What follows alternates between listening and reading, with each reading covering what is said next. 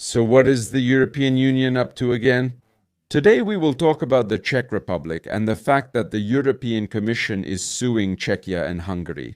We'll talk about why they're going to sue us. It's not as serious as it seems, and no, Andrej Babis is not to blame. And besides that, we'll also look at another thing, namely that the European Parliament has called for a possible freezing of funds for Slovakia. So let's break it down. We'll start with the Czech Republic and Hungary, and then we'll move on to Slovakia, and I have a few things I'd like to say about that. So, if you want to know more, watch this video all the way to the end, share it, give it a like, and definitely don't forget to leave a comment with your opinion on the European Commission, the European Union, and whether the real problem is the one causing the issues or the one pointing them out.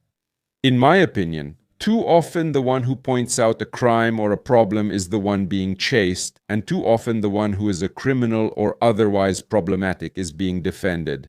Anyway, let's get to it. The European Commission is suing Czechia and Hungary. Why?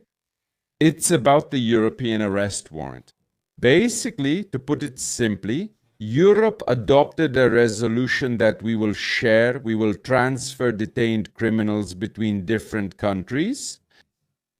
And the problem that the European Commission has with the Czech Republic is that when one country issues an arrest warrant for someone and another country detains that person, Europe says that the person who was detained should have the right, and the country that issued the warrant should have the priority to get that person into prison, interrogate them, and carry out some kind of process with them. Basically, to simplify it and explain it with an example, imagine that someone committed a crime in the Czech Republic. Yeah, someone would just commit a crime here and run away. The Czech Republic would issue an arrest warrant for them, and then they might be caught, for example, in Denmark. So, according to the new European arrest warrant law, the person caught in Denmark should have the right to actually stay in Denmark, but the Czech Republic should at least have the right to get that person who was caught in Denmark onto its territory, question them, and so on. And we don't have this covered in our law. This thing was adopted in 2020. What's that? Back then it wasn't done correctly, it wasn't imposed, it wasn't implemented properly, that arrest law. The first objections came to the Czech Republic in 2023 that was already under Fiala's government. Babiš's government couldn't implement it properly at first, but then Fiala's government couldn't implement it correctly either. Some adjustments were made under Fiala's government, but those adjustments were still insufficient. Simply put, we've been here for 6 years, regardless of the fact that I don't want to go into details about how it works and so on. We haven't been able to implement the rule adopted in Europe regarding the arrest of people and the handling of criminals at the international interstate level within Europe in a way that makes sense and matches the adopted legislation, which, by the way, Czech MEPs voted for. That's probably the weirdest part about it. We weren't against it. It wasn't a problematic law. It wasn't something that would make us block Parliament here until 4 in the morning, acting all tough and making a huge deal out of it. It was something we simply agreed with as the Czech Republic. Most of our MEPs voted for it, and it was totally fine, absolutely fine, really not a problem at all. But we weren't able to implement it properly into our law so that it would work and be all right. This is a huge proof of the possible and frequent incompetence of Czech officials and Czech politicians in the ministries, including the ministers themselves, doing things properly. We have a terrible tendency to blame the European Union and the European Commission, but then we can't implement a law or rule that we ourselves agree with, and when we finally do manage to implement it, we do it in such a harsh way in our own law that we end up making a rod for our own backs. Yet we didn't even have to implement it so harshly at that moment. We don't know how to find that sweet spot between implementing it correctly and effectively so that Europeans are satisfied, our fellow citizens in Europe are satisfied, and those who make decisions together are satisfied so that everything is all right. And between that and doing it like total lunatics. We either do it wrong, so it simply can't work within the broader European framework and it causes problems for our fellow European citizens, or we do it in a completely radical way.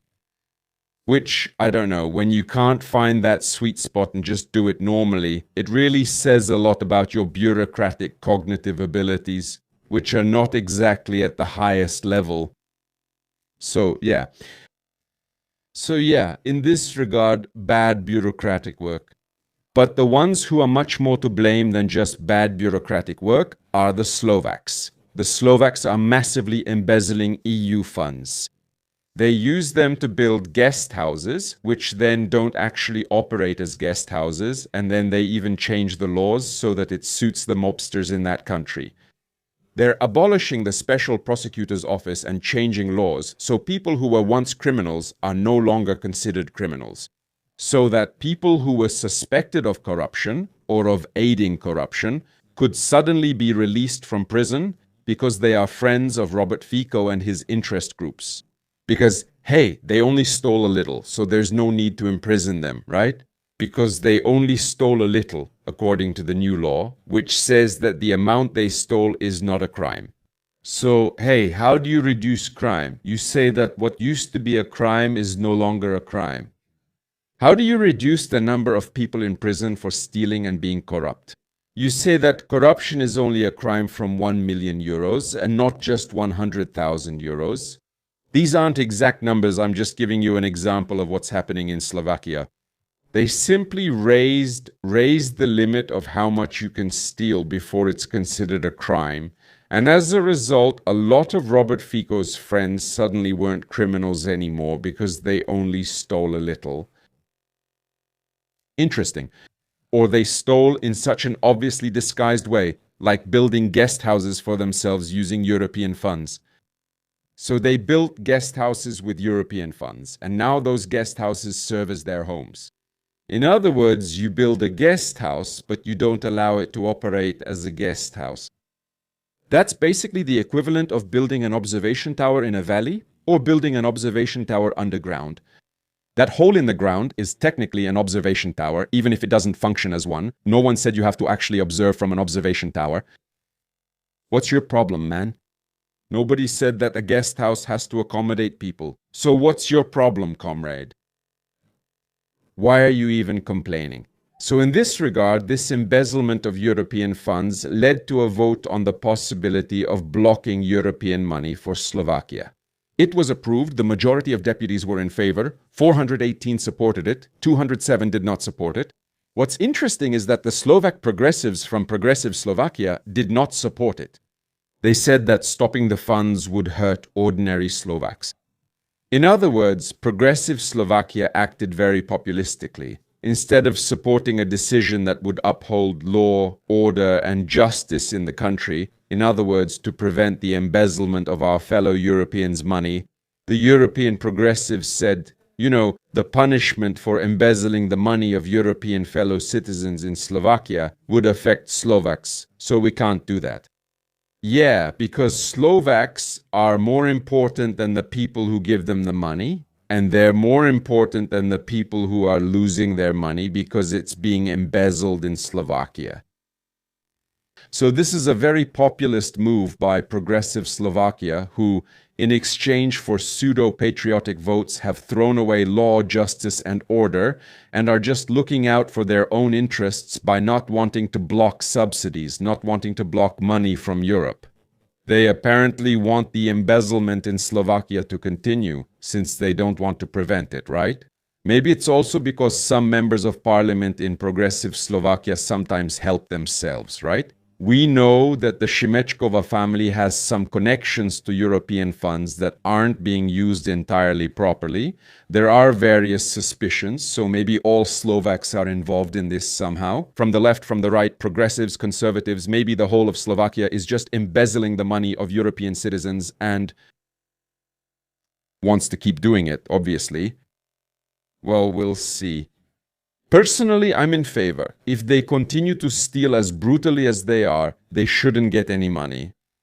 And of course, if they continue to elect a government that so brutally supports this stealing, then maybe it would be appropriate to consider whether Slovakia should even remain in the European Union, because that country contributes nothing to the bloc and basically just takes, right? I mean, if there's something nice about Slovakia, it's that Germans can manufacture a lot of cars there, but you don't really need Slovakia's membership in the European Union and receiving subsidies for that. The economic dependence that Slovakia has on European countries would be more than enough. Yeah, those cars could easily keep being made. The Slovaks need that. Maybe the funding could just be stopped, and their co-decision making could be cut off, and they could be kept away from classified information, which could theoretically end up somewhere it shouldn't go. I don't trust that country, I don't trust that government, and I feel sorry for the 40% of Slovaks who aren't like that, but unfortunately that's not enough. Democracy is failing again. Well, anyway, look, never mind. This is the current situation. Slovaks are stealing and want to keep stealing, but maybe we'll stop them. Czechs can't do their jobs properly in government offices. I know, shocking, it's really shocking.